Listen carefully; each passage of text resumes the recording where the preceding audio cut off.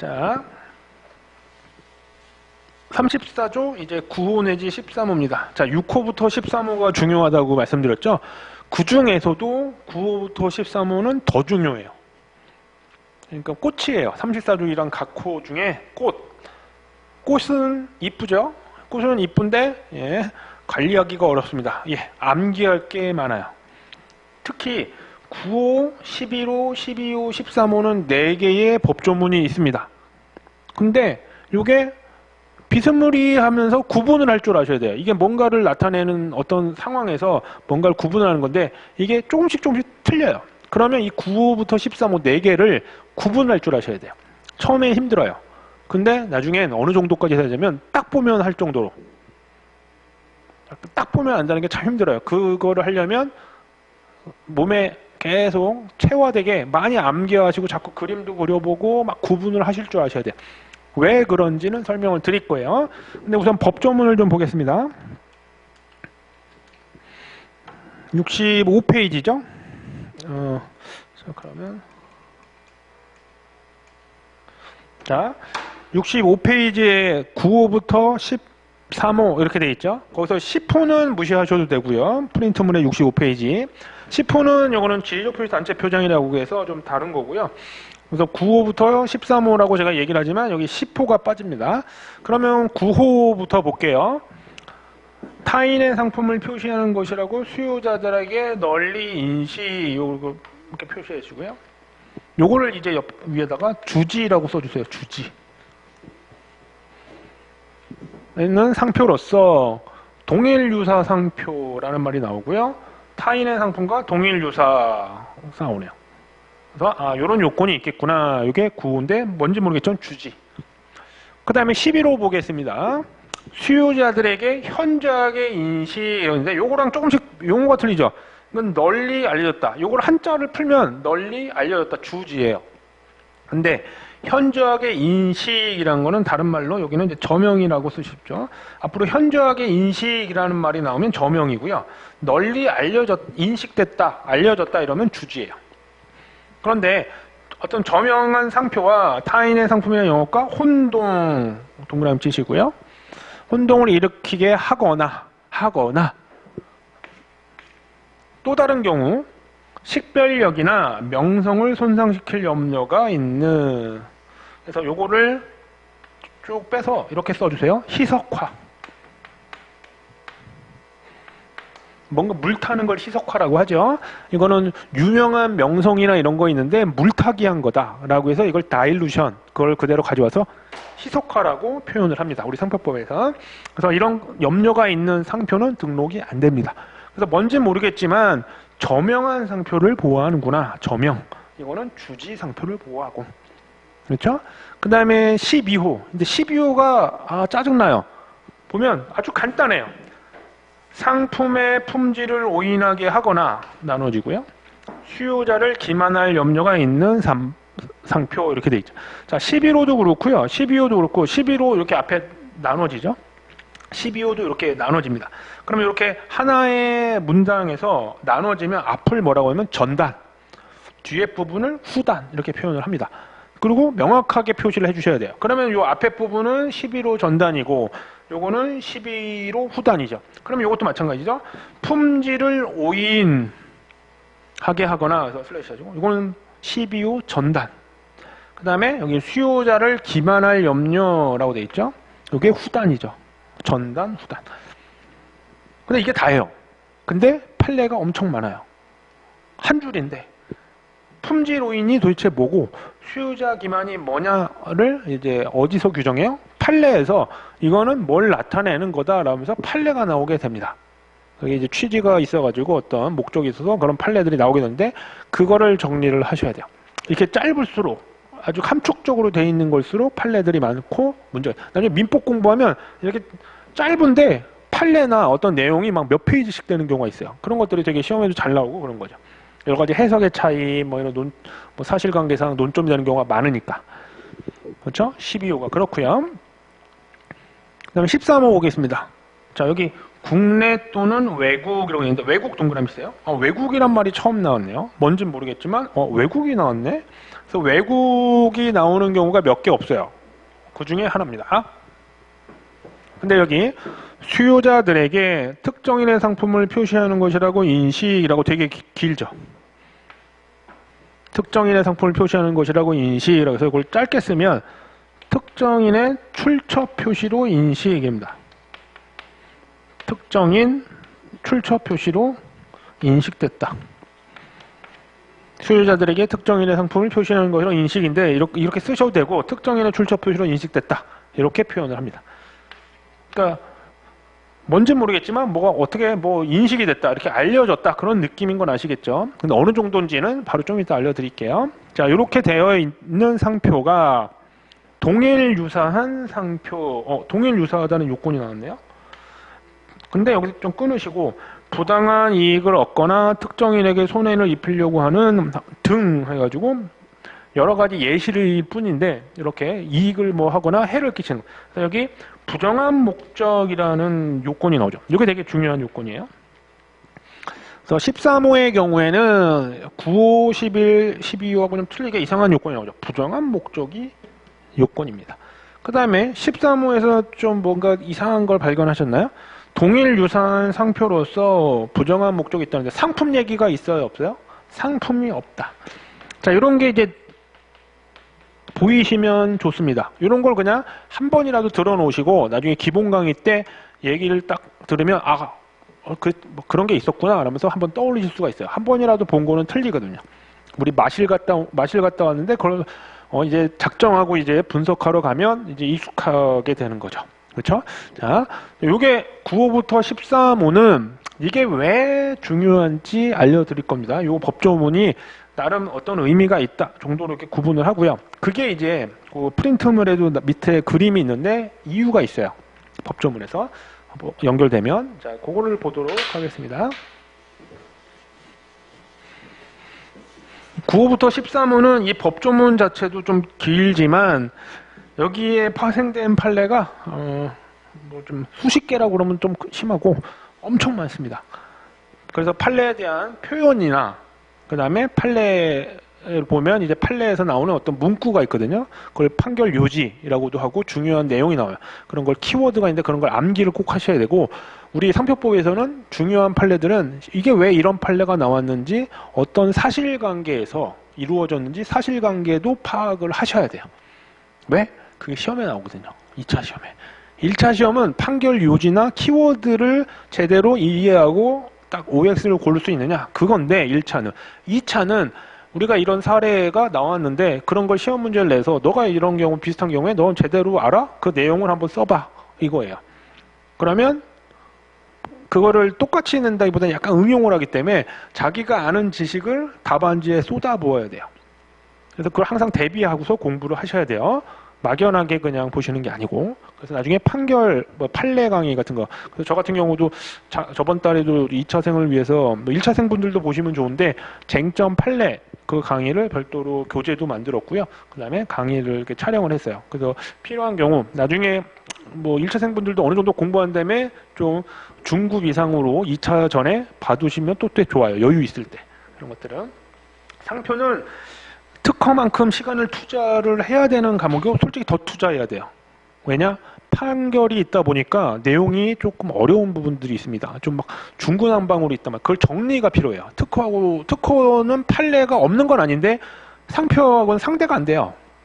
오히려 그 일반적인 법 규정이나 심사 지침 이런 내용이 많아서 그걸 정리하는 게 또 오히려 문제인데 상표법은 그거에다가 판례들이 있어서 그 정리하는 게 필요합니다. 거기에 이제 판례가 많은 부분 중에 하나가 여기에요. 근데 이게 하필이면 또 헷갈려. 그렇기 때문에 이게 우선 틀이 잡혀져 있어야 돼요. 9호부터 13호. 그러면 얘네들은 왜 시험에 잘 나오느냐? 이유가 있습니다. 잠깐만.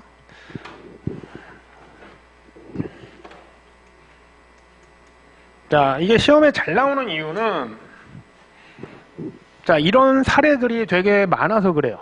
어떤 사례냐면 자, 갑이 이게 뭔지는 모르겠지만 이게 좀 이따 바로 설명드릴 겁니다. 아까 우리 배웠던 주지, 저명입니다. 그러니까 용어를 정확히 몰라도 어떤 유명한 상표예요. 그러니까 등록은 안 해놨는데 막 우선 등록을 하는 걸 모르고 그냥 우선 상표를 많이 쓰다 보니까 유명해졌어. 그랬더니 우리나라는 상표는 등록해야지 효력이 발생하는 등록주의 국가인데 저 바보. 그러면서 우리 요런 상표랑 비슷한 상표를 특허청에다 출원을 해서 등록을 받는 거야. 그러면 나중에 이게 등록이 돼버리면 얘가 유명한 상표임에도 불구하고 우리나라는 등록주의다 보니까 얘가 등록 상표라서 오히려 얘가 얘한테 야 너네 뭐야 상표권 침해야 더 이상 쓰지 마 이런 일이 생겨요. 하지만 얘네들이 먼저 사용을 했고 사용만 했다고 우리나라는 보호해주진 않아요. 어느 정도 알려진 거거든요. 그러면 그 상표를 보호해줘요. 그러면 이 상표가 어느 정도 알려졌는데 다른 사람이 이렇게 모방을 하는 거를 막아줘야겠죠. 그런 규정입니다. 9호부터 13호가. 근데 이런 일이 되게 많아요. 왜냐면 지금도 자기는 이제 특히 이제 뭐 대기업이나 이런 데는 상표 등록을 받겠죠. 그런데 이제 사업한 지 얼마 안 되셨거나 뭐 쇼핑몰 창업을 했다거나 그러면 우선 아이템이나 홍보하거나 그런 데 돈을 쓰는 것만 생각한다고요. 상표 등록을 잘 몰라요. 그런데 막 그런 데 신경 쓰다 보니까 뭐 잘 팔린 거야. 그러니까 이제 그 업계에서나 그러면 딱 이런 상황이 생긴 거죠. 쟤 막 되게 알려져 있는데 찾아보니까 상표 등록도 안 돼 있어. 잘 됐네. 내가 등록해야겠다. 그래서 얘를 공격하는 거야. 그래서 예전에는 이렇게 공격을 해서 상표권 없으면 너는 안 될걸? 해서 협상을 해서 상표권 줄 테니까 돈 내놔. 이렇게 되는 거예요. 그러니까 이런 일들이 이제 해외와 관련해서 이런 일들이 많아요. 그래서 우리나라에서 좀 뜬다 싶은 상표가 중국에서 벌써 등록을 해놓는다든지 브로커들이 그러고선 해외까지 신경을 안 쓰다가 이제 중국에다 상표 등록 받으려니까 브로커들이 벌써 해놓은 거예요. 그럼 어떻게 해요? 상표를 바꾸거나 아니면 양도받는 수밖에 없어요. 이렇게 나라마다 원래 상표 등록을 받아야 되거든요. 그래서 나중엔 여러분이 실무를 하시게 되면 국내 상표 등록도 중요하지만 해외 상표, 해외 특허 이런 것들을 잘 아셔야 됩니다. 그런 것들을 여러분들이 컨설팅 해주고 도와줘야 되거든요. 그래서 유명한 사건이 있죠.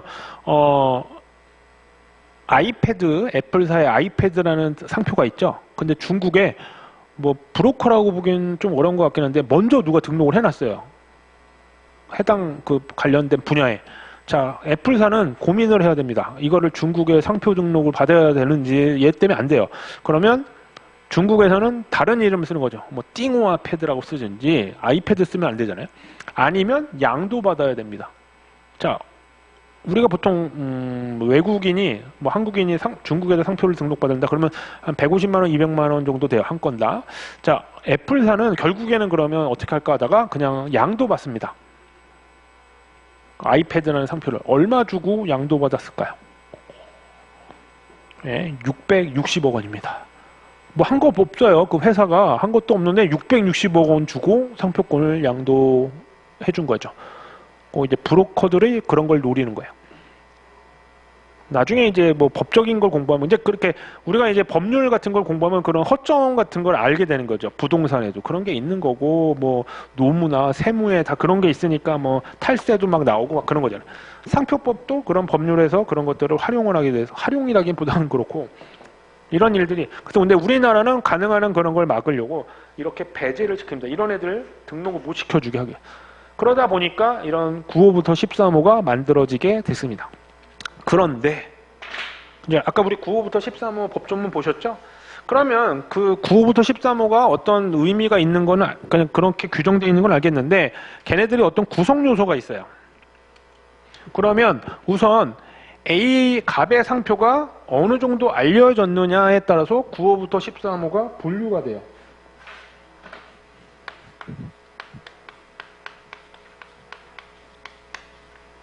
9호부터 11, 13호가 같으면 좋은데 다 틀려요. 인식도가 틀리고요. 두 번째, 상표를 인정하는 범위, 동일 유사 범위까지 인정할 거냐 아닐 거냐. 그게 동일 유사도 아까 있었죠. 없는 경우도 있어요. 좀 다른 거. 상품의 범위도 동일 유사일 거냐 아니면 우리 아까 13호 기억나세요? 상품 얘기 없었죠. 상품의 범위가 무제한인 경우도 있어요. 동일 유사가 아니어도 적용되는 거. 그 다음에 판단 시점. 요거 이제 기억하시나요? 34조 2항의 판단 시점이 원래는 등록 여부 결정 시가 대부분인데 출원 시인 경우가 나온다고 했죠. 11, 13, 14, 20, 21호는 출원 시다. 자, 9호부터 13호 중에 하필이면 얘네들은 출원 시예요. 그렇기 때문에 출원 시와 등록 여부 결정 시 그런 시점 차이 때문에 또 갈라져요. 헷갈리죠, 벌써 막 이것들을. 그다음에 이제 마지막으로 제척 기간이 또 차이 나요. 제척 기간 우리 배웠던 기억나시죠? 9호, 11호, 12호, 13호 중에 제척 기간이 어느 거죠? 6호부터 10호까지가 제척 기간이었죠. 그러니까 9호는 제척 기간이 있어요. 근데 나머지 아까도 말씀드렸죠. 11, 12, 13호는 제척 기간이 없습니다. 자, 9호부터 13호가 이 다섯 가지의 큰 범주에서 다 달라요. 같은 부분도 좀 있기도 하지만 이게 헷갈려요. 그걸 정리를 하셔야 돼요. 그래서 어떻게 공부하냐면 9호, 11호, 12호, 13호 우선 따로따로 공부를 했죠. 그 다음에 또 복습하거나 공부하면서 전체적으로 정리된 걸 또 보고 또 따로따로 보고 또 전체적으로 보고 이거를 몇 번씩 반복을 해서 9호부터 13호 이런 상황이 생겼어요. 그러면 이 규정에서는 의뢰 상표는 9호는 되고 뭐 11호는 안 되고 이거를 요 요건에 맞춰서 구분할 줄 아셔야 돼요. 그것도 바로. 이게 2차 시험에서는 이건 거의 100% 나온다고 보시면 돼요. 어떻게든 나와요. 그러면 바로바로 풀 줄 아셔야 되는데 아마 9호는 뭐 이렇게 해야 되고 뭐 이러면 안 되거든요. 그래서 중요합니다. 그래서 현재는 이제 이런 구성 등이 이제 눈에만 보이시면 돼요. 이런 것들을 나중에 이거를 이제 아주 상세하게 설명을 드릴 거고요. 그 다음에 또 몇 번씩 반복하고 종합하는 것도 제가 교재에도 만들어 놓고 강의 때 또 합니다. 너무너무 중요해서 시험에 거의 나온다고 보시면 돼요. 9호부터 13호는 이런 일이 제일 비일비재하거든요. 그런 것들 자, 그걸 말씀을 드리고요. 자, 아까 그 법규정 갑자기 우울하죠. 자, 이거는 또 웃긴 게 이것만 보면 되는 게 아니라 아까 말씀드렸던 5가지의 큰 기준은 요건이 그런 거고요. 자, 그 요건에 관련돼서 또 판례들이 있어요. 이런 건 이렇게 판단을 하고 요건 요때 이런 판단이 나왔는데 이런 표현을 쓰거나. 그래서 우선은 항상 어디에 내가 위치해 있는지 기억을 하세요. 등록 요건 중에 큰 흐름 중에 등록 요건 있고 5단계 중에 34조 1항 중에 여러 가지가 중요하겠지만 6호부터 13호가 중요하다. 그 중에 9호부터 13호는 뭔가 유명한 상표를 보호하는 규정이구나. 모르고 등록하지 않았을 때. 그렇죠? 예. 자, 근데 제가 이제 주지저명이란 말을 자꾸 썼었죠. 주지저명이 어떻다 이런 표현을 쓰면서 그러면 요거 이제 어떤 그림이 있는데 이거는 뭐 그림 그릴 필요는 없고요. 거기 66페이지에 로마자 1번을 얘기하는 겁니다. 자, 우리 아까 9호부터 13호 그 인식도를 적용할 때 어떻게 될 거냐 이렇게 보는데 9호는 주지였습니다. 그 다음에 11호는 저명한 상표를 보호하고요. 그 다음에 12호는 아무 말도 없었지만 요거는 특정인의 출처 표시로 인식된 경우를 보호하고요. 13호도 마찬가지입니다. 대신 13호는 국내뿐만 아니라 또는 외국에서만 알려진 경우도 보호해요. 얘네들은 무조건 국내에서 알려져야 됩니다. 그러면 주지 저명 요게 도대체 뭐지? 어느 정도 알려진 거지? 이런 게 느낌이 안 오죠? 자, 그러면 요게 구분이 있습니다. 그걸 인식도 단계라고 해서 거기 로마자 1번입니다. 66페이지. 자, 그러면 자, A라는 어떤 상표가 있는데 처음에는 아무도 몰라. 그렇죠? 아무도 모르죠? 근데 이제 사용을 막 해요. 사용을 했더니 이제 주변 사람 정도는 알아. 동네 가게처럼. 어느 정도. 그래서 이 B라는 거 제가 표시했죠? 프린트물 해도 66페이지 B라고 보면 어느 정도 상당한 정도 투자한 거, 가치 있는 점유 상태라고 돼 있어요. 근데 저기 이게 보이진 않으실지 모르겠는데 빨간색으로 돼 있는데 여기까지는 상표법에서 보호를 안 해줘요. 근데 이제 광고를 더 하고 많이 사용을 해서 이제 수요자들이 이제 알게 되는 게 더 높아지는 겁니다. 수준이. 자, 그러면 C가 뭐냐면 요게 특정인의 출처 표시로 인식됐다라고 표현을 합니다. C가. 그래서 이때 또 다른 표현이 나와요. C 저 줄쳐놓을게요. 자, 특정인의 상품 표지로 인식이고 돼 있죠. 아, C가 그렇구나. 그 표현이 나오죠. 됐죠? 아, 그러면 언제? 여기서도 보시면 특정인의 출처 표시로 인식된 경우 이상일 때만. 여기는 주지 점용일 때도 더 유명한 경우도 당연히 적용되고요. 특정인의 출처 표시로 인식. 제일 낮은 단계 C 단계에서도 이제 보호해 줍니다. 12호, 13호는. 자, 그 다음에 더 막 광고를 했어. 알려진 거야. 요게 주지입니다. 주지. 널리 인식됐다. 이거는 압도적 다수한테 알려진 거라고 보는 거야. 널리 알려졌다. 그래서 주지는 9호의 경우, 그러면 12호나 13호는 여기이기 때문에 주지인 경우는 다 적용되고요. 9. 근데 9호 정도의 주지로 알려졌다면 특정인의 출처 표시를 알려준 경우도 적용이 되겠죠. 그렇죠? 많이 알려졌으면 요 밑에까지 다 포함하는 거니까. 그 다음에 이제 마지막 단계. 이제 개나 소나 다 아는 거예요. 개나 소나 다 아는 거. 이걸 저명이라고 하는데, 근데 뭐 시험 문제에 개나 소나 다 아는다 이렇게 쓰면 얘 왜 이러지? 공부 더 해라고 해서 꽈락됩니다. 요거는 이제 어떻게 표현하냐면, 원래 우리가 상표를 쓴다는 얘기는 예를 들면 저는 뭐 상표법 분야, 변리사 분야로서 막 한 거야. 근데 제가 강의를 너무 잘해. 책도 너무 잘 쓰고 막 해. 그랬더니 막 여기저기 막 불려다녀요. 그러다가 이제 뭐 부동산 강의도 하고 막 어떻게 막 해요.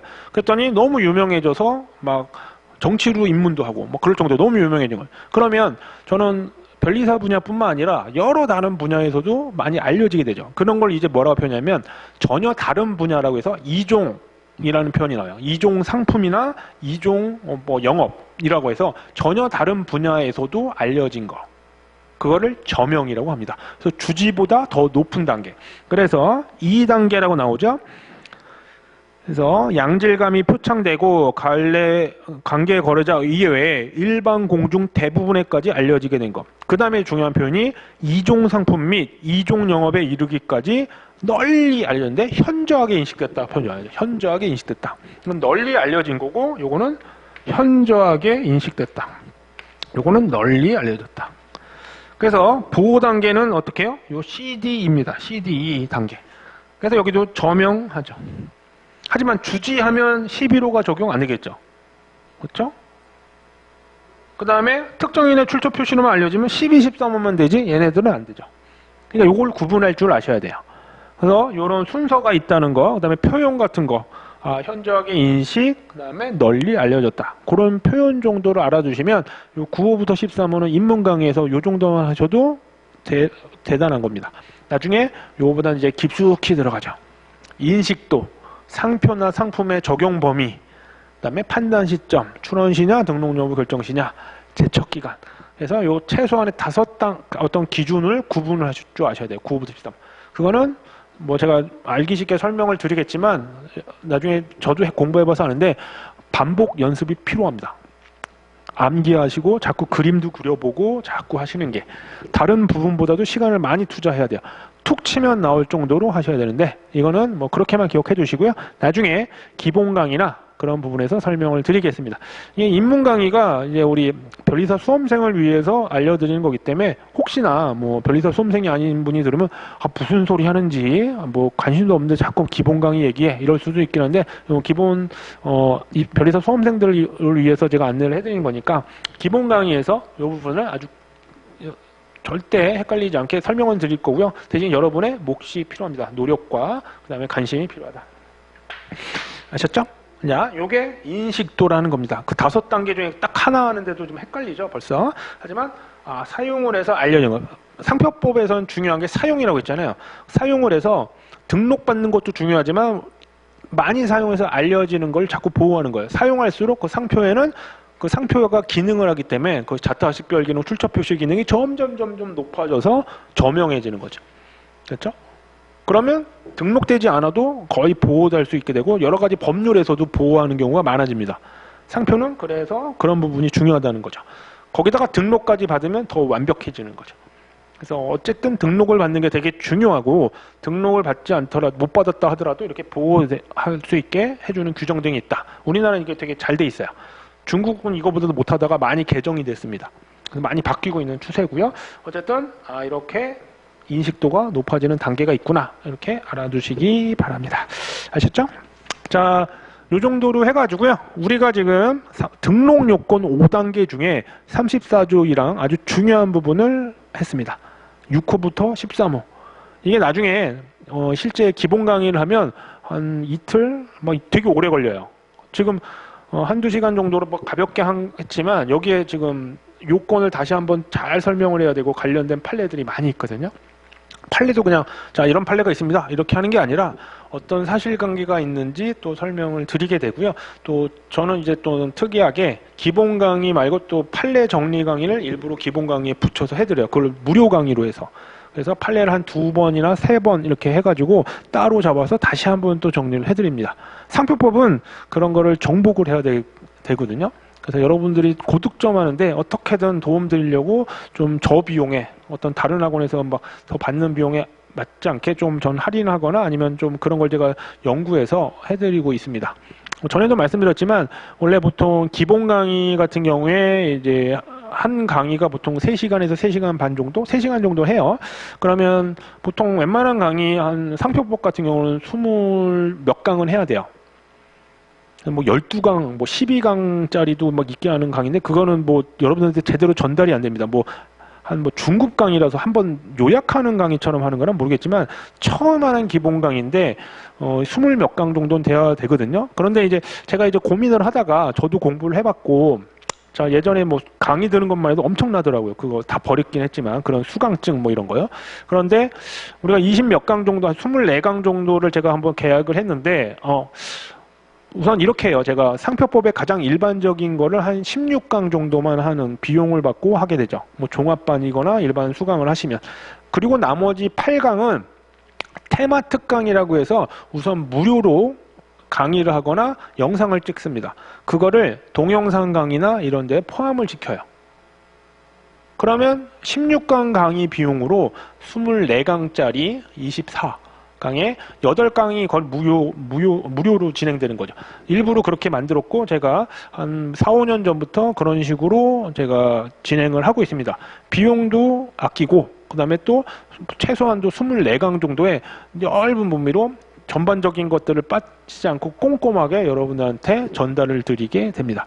그래서 입문 강의에서는 한 요 정도로 맛배기로 좀 해드리지만 기본 강의에서 여러분들한테 상표법에서 고득점 받으실 수 있고 딱 처음 시작을 잘 하셔야 되고 나중에 1차, 2차 모두 고득점 받고 합격하는 게 목적이기 때문에 그거를 도와드리도록 하겠습니다.